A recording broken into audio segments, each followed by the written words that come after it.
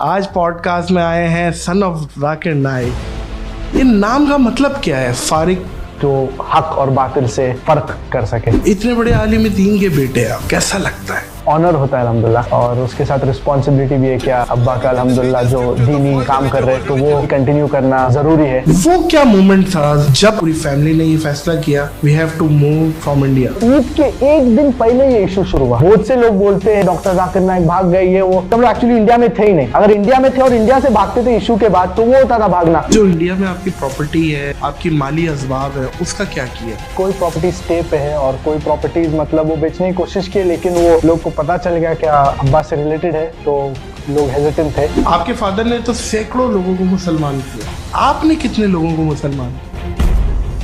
शादी हो गई आपकी? जी जी अल्हम्दुलिल्लाह। ये शादी पसंद की थी? भाई ये चीज गलत है, घुमा फिरा के बोलने की कोई जरूरत नहीं। थोड़े डॉक्टर जाकिर नाइक वाला दिमाग चल रहा है भाई।